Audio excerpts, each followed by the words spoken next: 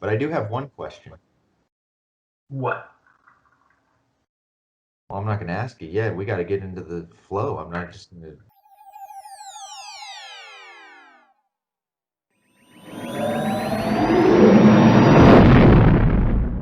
Welcome everyone to another episode of the Dads of Dagobah review The Mandalorian.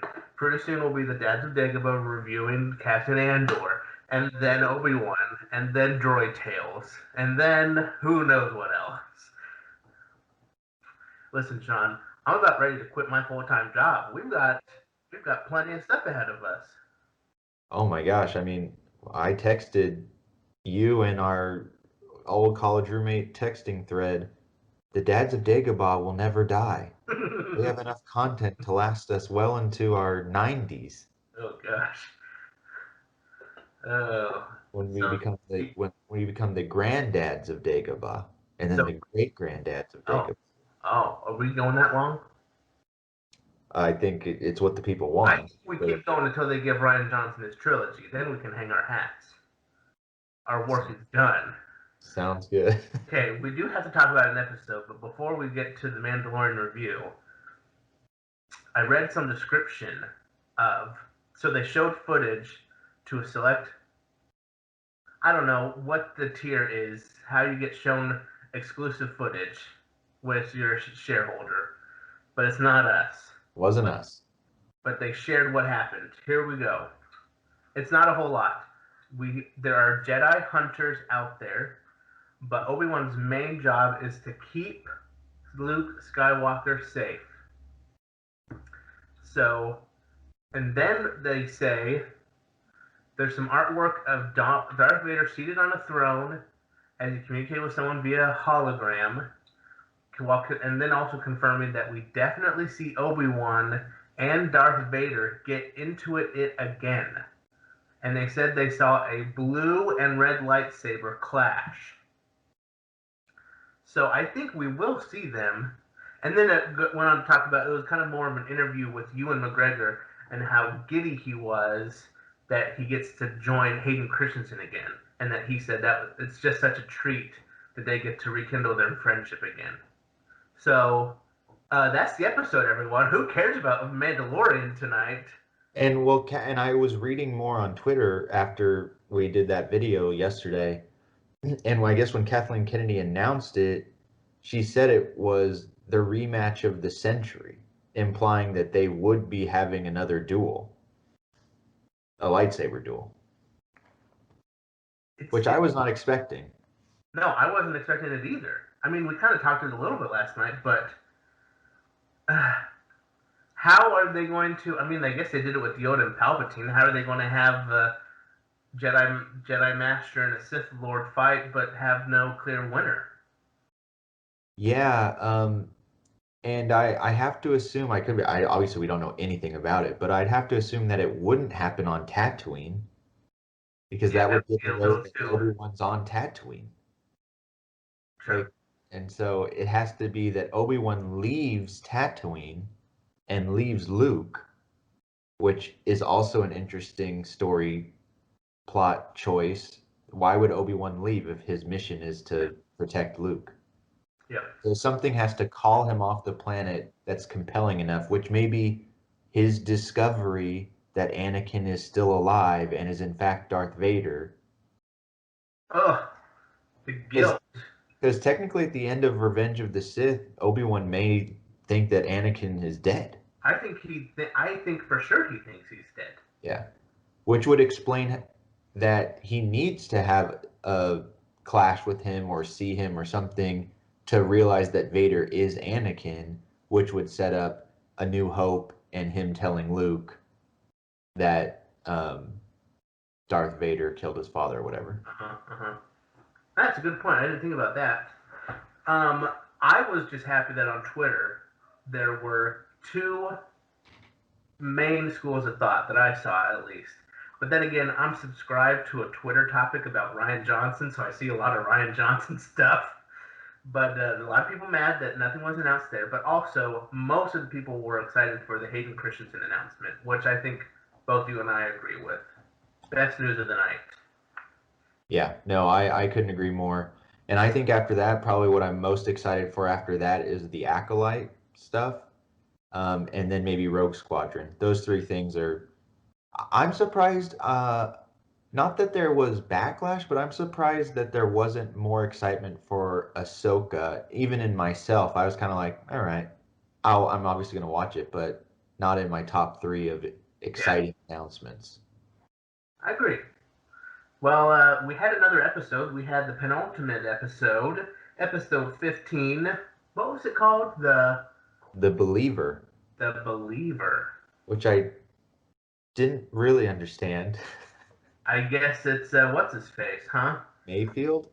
Um, interesting. I really, I'll just say this. I loved this episode. Oh, really? I really liked it. And I'll tell you why I liked it. I liked that we saw Mandalorian without his helmet on.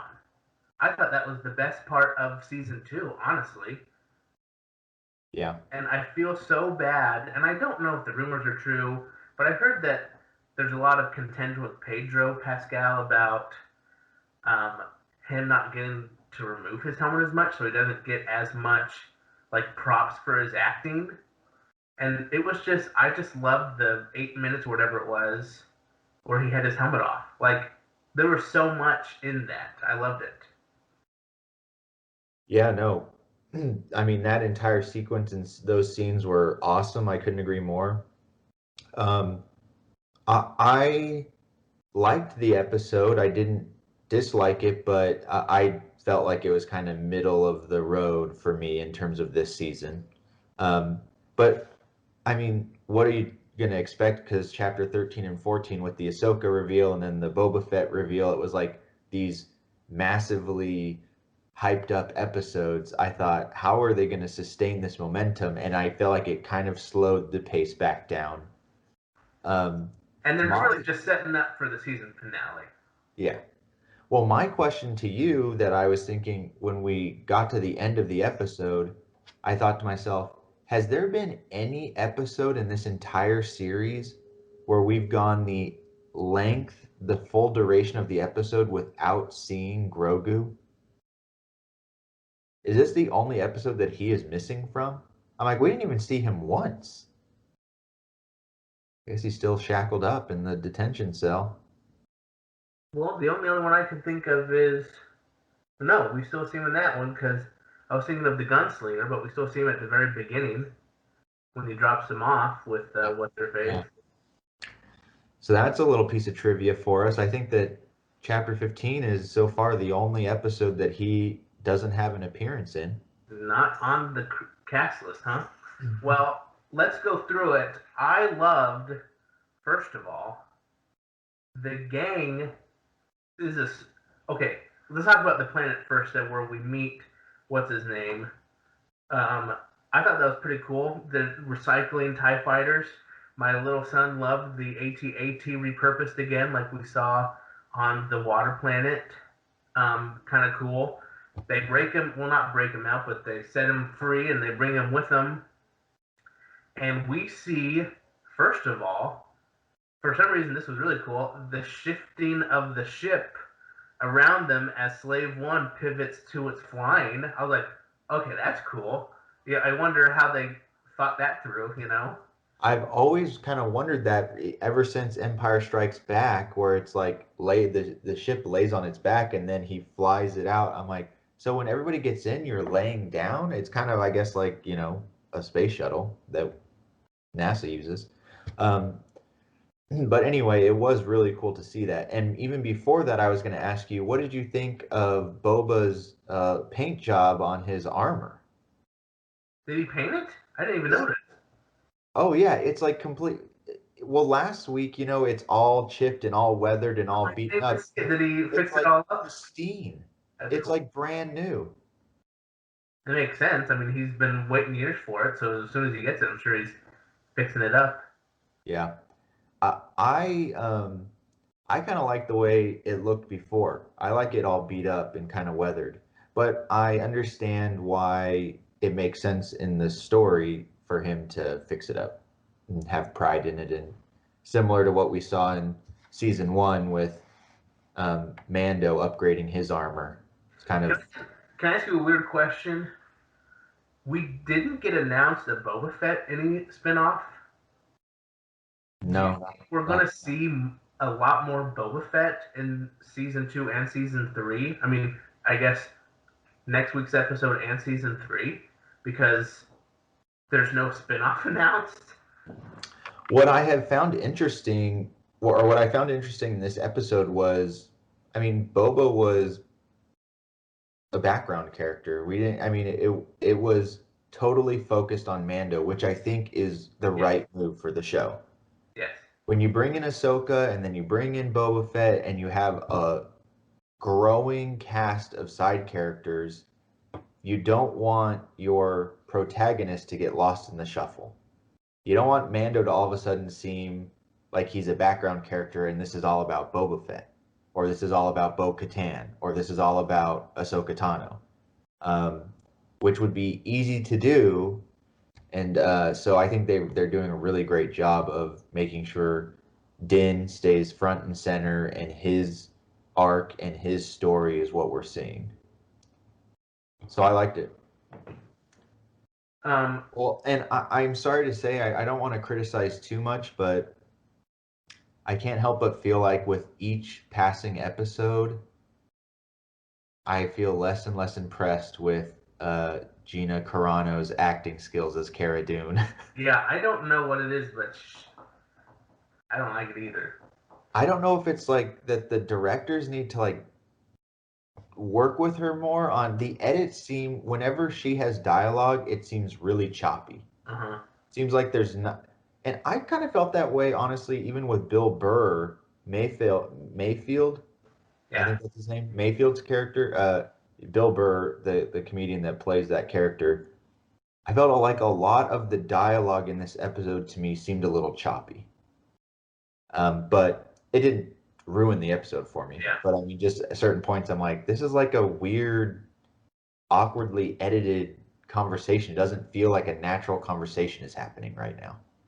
It feels like someone says something and then we go to the next shot and then the next person delivers a line like a cold open line and then it stops and we go to the next shot and someone else does this one line and it's like this isn't how a conversation would happen, but that's nitpicky. They get to the planet and they have to transport some rhydonium. Is that what it is? Something like that, and all I have to say is why just coaxium? All of this should just be called coaxium. Why are we making up a new element when we already have an element that does the exact same thing and acts the exact same way? Yes, literally the exact same way that it's volatile, and if it gets too hot, then it's gonna explode. So keep it. Like I'm like, this is Han We literally Solo. had a movie about this, right? Yeah, on Kessel pushing that raw coaxium out, the unrefined coaxium. Anyway, yeah, I thought the same thing. When they were saying the name, I'm like, I'm not even gonna remember this name because this is just coaxium to me. An interesting line of dialogue talking about how everyone has their limits until things get messy, and then they bend the limits, right? Yeah. Which was set up later for the episode, has its payoff when Din has his limits, not removing his helmet, but when things got messy and he needed to remove his helmet, he did. And well, first before even that, it's he removes his Mandalorian helmet and right. switches it to a stormtrooper one. So that's like it's like that's a little bit of a compromise there, which leads to the bigger compromise of he just takes the helmet off. Yeah. Which I think to your point is the best part of the episode. It for some reason being able to see Pedro Pascal's face, it makes the character like 1,000 times more vulnerable. Yeah. He is clearly uncomfortable when that officer comes over and starts questioning him. Without the helmet, he doesn't know what to do. He's totally exposed, emotionally and physically, obviously. That I feel like it just was really interesting to watch. I thought that they did a pretty good job of making Mayfield a sympathetic character. now that we hear more of his backstory. First of all, how he comes to Mando's aid, Yep. and is, and then after the whole, kerfuffle happens, he hands the helmet back and very respectfully is like, I didn't see your face. basically like, hey, you had to do what you had to do. Like, no judgment from me. I never saw your face. Let's just get through this. Everyone else who saw your face is dead. Yeah. I never saw your face. Basically, I felt like Mayfield was like, in this moment, like I have your back, and Right. there's no judgment for me. I liked. I think this episode, Bill Burr's character was obviously way more likable than what he was in season Yeah. 1, chapter 6. He had all those other cohorts amongst him, the two Twi'leks and the other guy. Anyway. Yeah. Can we talk about the juxtaposition of they're driving through the little village and they're like New Republic Empire, they're all robbing their land and stuff, and then not 30 seconds later they're killing people on their ship as they're trying to, you're like, isn't there a better way we could deal with these pirates, like non-lethal way? Well, that's another thing when I felt like it was a little bit on the nose with all the philosophical discussion from Bill Burr, and then it's like here's our philosophy here, our philosophical questions that we can answer, and then we're put in a situation moments later where we have to act out the very thing we were saying. And I was like, oh, okay, oh wow, they're having to grow so much as people. Sean, can I ask you another question? What is the detonation time for a thermal detonator? When all of the 50 people at the end all went and turned theirs on, I was like, is this smart for all of you to be turning it on right now? And then they held it for a really long time and no explosions ever went off that I could tell. I'm like, what happened to those thermal detonators? And yeah, when the one was sitting in the thing, Mando walked pretty comfortably over and picked it up and kind of wound up. I'd be like, you need to toss that thing as quickly as you can, bro. Well, the first guy, he's about to put it down, gets shot, rolls off, boom. Anyway. I also think that it was interesting. Obviously, the action part there was cool. It was interesting to see Mando muscle memory kind of block the Yep. blows with his Yep. arm, but he doesn't have Beskar on, so the armor like breaks and he's getting hurt.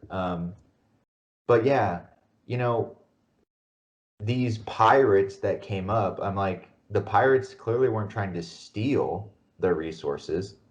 They're just trying to destroy them, which made me think they were probably more like people from that village, native freedom fighters or something. Let's kill Like them all. what you would traditionally think of as the Rebel Alliance or like the good guys trying to stop the Empire. But here it's like we're invested in Mando completing his mission, so we're seeing them as like, oh yeah, they're the bad guys. But I'm like, I don't think they're the bad guys Yeah. because Wait, are we the bad guys? we're the bad guys. But then when the stormtroopers come out and they make it in, and all the stormtroopers are like, "Yeah, you did it." I told Corey, my wife I was watching with, I was like, "There is something about this scene that you feel like, oh, I'm glad to see those stormtroopers." Like, yeah, all right, like we made it, man. Nice work. Yeah, that was really interesting. And again, the same complaint I had with Solo, where what's her name gives up her life for coaxium stealing. Why are those pirates giving up their lives to blow up some Rhydonium? I just let's talk about pros and cons here, guys. Like, oh, we didn't get the ship. Okay, let's regroup and try another time. Not, I'm sacrificing my life. You know. Yeah, clearly they are constantly harvesting this material and bringing in multiple shipments a day. Yeah. This one shipment, if it makes it through, I let's mean, live the 30 fight people. another I day. mean, 20 to 30 people died for that. Yeah, Anyway, good point. can we? Then we get to the Imperial base. Again, there are so many. I still do not understand, and this season especially. What is the Empire doing, and how is this fitting in with Force Awakens? Maybe we shouldn't get into this can of worms. I don't understand because they talk about Operation Cinder as, and I thought that was the end of the Empire. Like, how is the Empire still going? I think that this general that, is sitting down and having drinks with them, he kind of lays it out what the Empire is doing. They're waiting. Waiting for the New Republic to fail? They're waiting for the new Republic to implode so that they can come back in. I think that the strategy for the Empire, or at least this remnant branch of the Empire, whoever they belong to, are thinking the New Republic is going to fail and people are going to want order again, and the Empire will be able to come back in and provide that. Huh. And to as a catalyst for that, to accelerate that want or desire from the galaxy for the Empire to come back, the Empire is obviously going to nudge that along with, starting a war or continuing the war, I should say. The Imperial base has a terminal. Can you explain to me the security protocols for how to access information on an Imperial terminal? Yeah, the protocol is you have to have a face.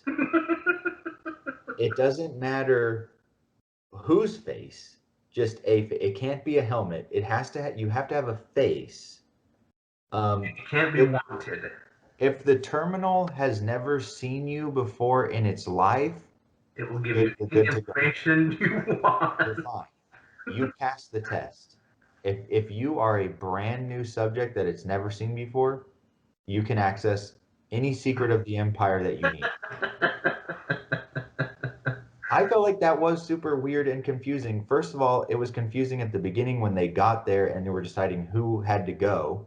Because they were talking about, well, if they do a genetic scan and you are a New Republic person or whatever. And I'm like, oh, okay. So I thought they were going to do the scan somehow before, like when they were in the transport or something. That's what it made me sound like, that they were going to go through some scanner. But then I'm like, oh, is the scan just the facial scan? And yeah, it didn't make sense that you could just do a facial scan and not be in the system as an officer or as a trooper and pull out coordinates that you wanted. Pull out any coordinates you want. And then why didn't Bill Burr's like, oh, I can't go in there. He knows me. Well, then put on your helmet, walk over to the terminal, and then take off your helmet, scan. Anyway. We're getting too nitpicky here, but that's what I thought as well. We thought the same thing. I'm like, why don't you put on your helmet? But then I thought to myself, well, maybe that would look kind of weirdly suspicious because he'd already walked in and then walked out. And if he would have put his helmet on and then walked back in and then got over there and then taken the helmet off, what is that guy doing? True. Okay. What is he doing right now?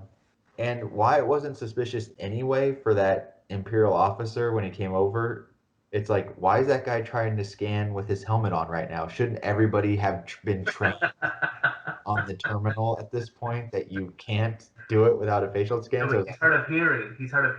I'm just going to try it and see if it works with the helmet this time. No? All right. Oh, it's a 10-second countdown? I guess I'll wait till it gets down to 2 before I turn off the alarm. All right, I'm trying again, everybody. Like, the most conspicuous way to go about this possible by Mando. The Imperial officer, I can't remember his name, talks about Operation Cinder. For those of you who don't know, Operation Cinder is the plot point in the Battlefront 2 single player mode. Basically where the Empire destroys as much of the Empire as it can. Kind of like a rebirth. So they destroy an entire city of Imperials, and the picture I have is this, what were they, kind of satellite things out in space, and they shot down and just destroyed a planet. It basically was a protocol that was executed upon the Emperor's death. That was basically the Emperor's retribution against the Empire for allowing him to die. Mm-hmm. That the fact that he was dead, he felt like the Empire wasn't worthy to continue. That needed to be cleansed. Needed to be cleansed. So the Empire in Operation Cinder turns on itself, which we see now in Mando. Bill Burr's character, Mayfield, clearly has like PTSD from this experience of Operation Cinder. Um, and it was very interesting for me to see because at first he's kind of like getting angry and mouthing off. I'm like, what is he doing? He's like blowing their cover. And as it went on, I realized, oh, like he was there. Like this is like post-traumatic stress Yeah. that it's triggering him right now, even being in this man's presence and this man being like so cavalier about like killing It was 10,000 for the people. Empire, for the better of the Empire. Yeah. So I thought that that scene where the three of them were sitting at the table, first of all, to me was super tense. I was like, it was very suspenseful to me. That was really well done and directed and edited and all that stuff. I'm like, this is really compelling stuff. Um, I like that actor who played the general because man, you just like hate his guts. He like played it perfectly. Hmm. And yeah, so it just gets to the boiling point for Mayfield. Even so, though, I was actually pretty surprised that he shot him. That was surprising to me. I'm like, uh-oh, okay, you're in an Imperial base and you just shot the commanding officer of the entire What are you operation. gonna do now? Yeah, so then the action sequence starts. But yeah, well, did you have any thoughts on Mayfield and the Operation Cinder conversation? I just thought it was an awesome callback and something that I hope is addressed further about how Operation Cinder fits into the Rise of Skywalker. But I guess that's a question for another time. No, I agree with you. I think the longer Mando goes on, the more it's just it's going to be complicated to try to explain how we get from Return of the Jedi to Force Awakens in terms of on the Empire side. Like the Empire, the First Order, the Final Order, like how is this all it's all so fractured it doesn't make sense. Yeah. But maybe one day it will, but right now it doesn't. Get that in that other TV show, the Republic Commandos, whatever it is.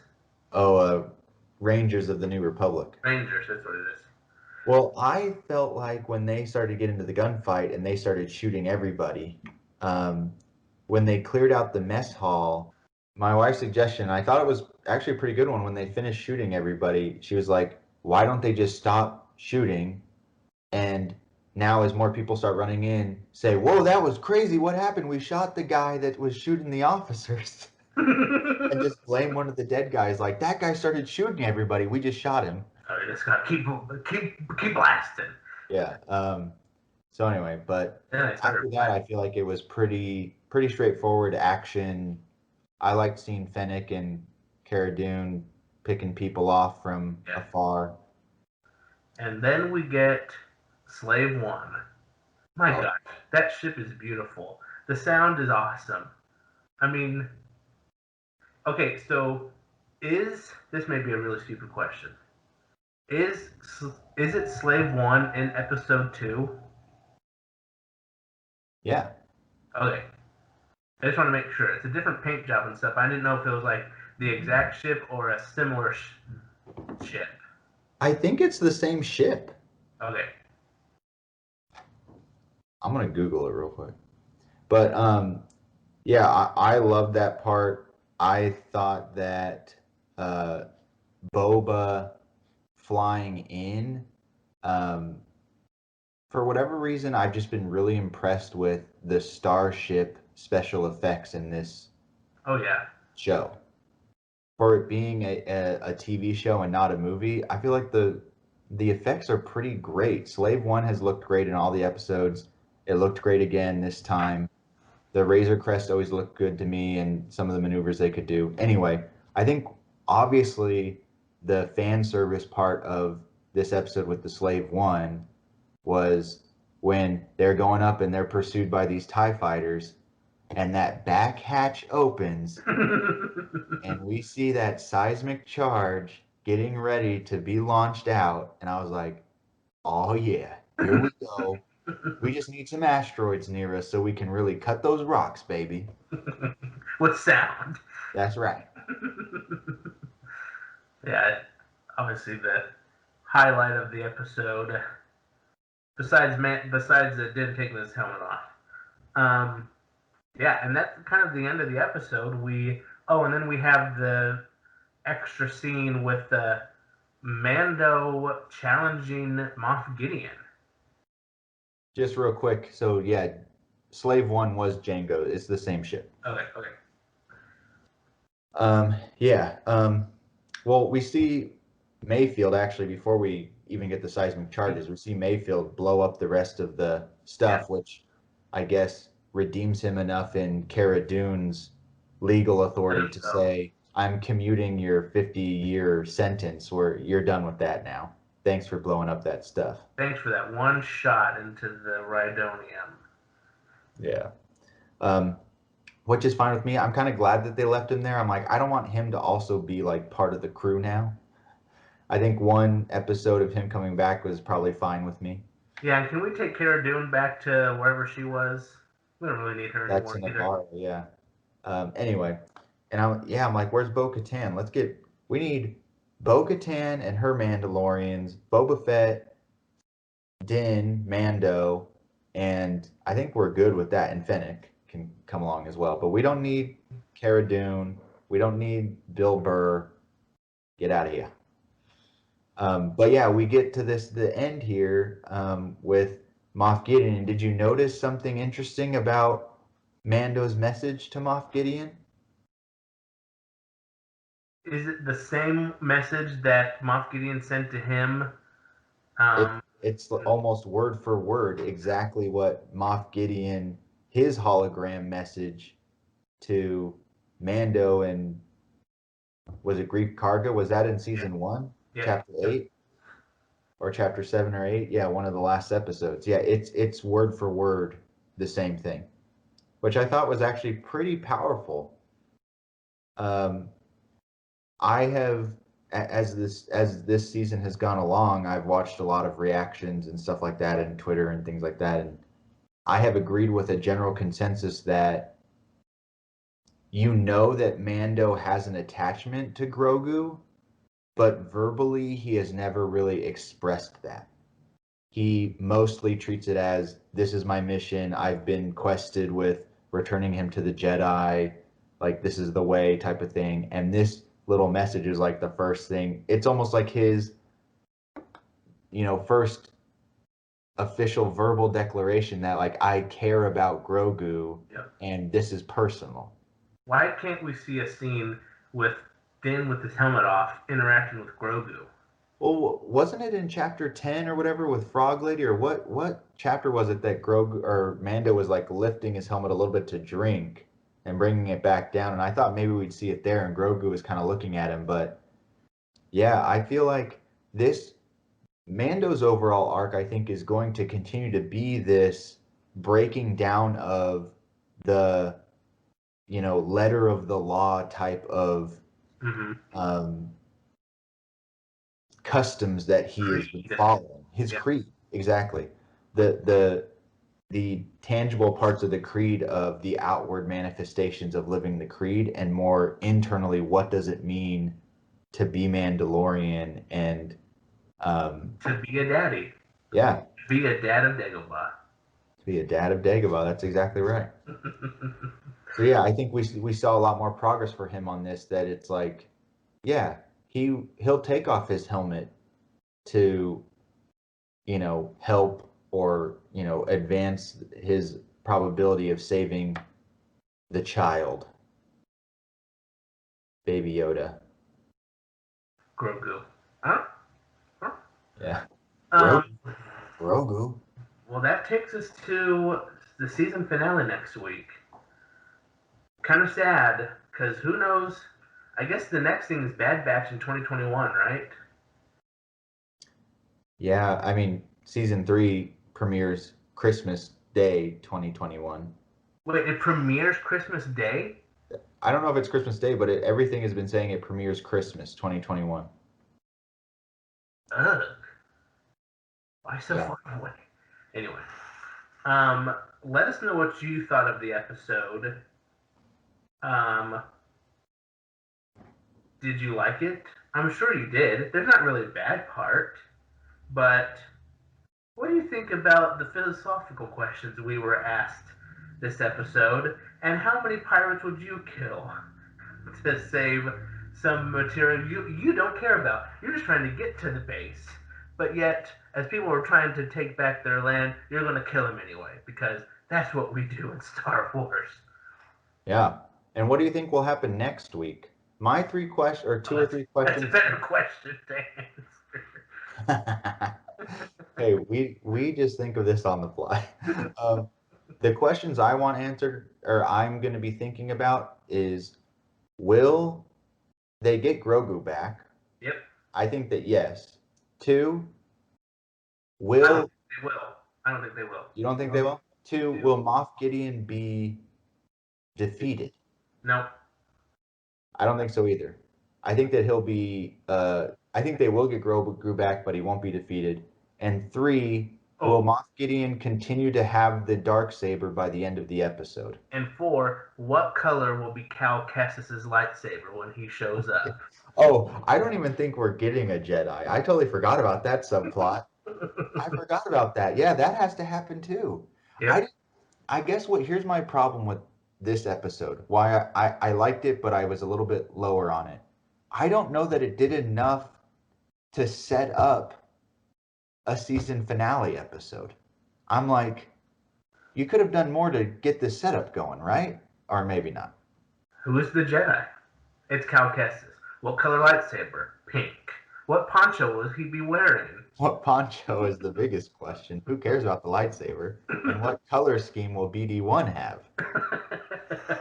And if the poncho doesn't match BD1's paint job, then something is off here. Yeah, something's wrong. We got to find a crate somewhere. Yeah. That's it, everyone. We hope you enjoyed. Subscribe if you want. Like the video if we earned it. Leave us a comment. Share on Facebook, all the good stuff. And Sean, with that, we have spoken. This is the way. See you later, guys. Bye.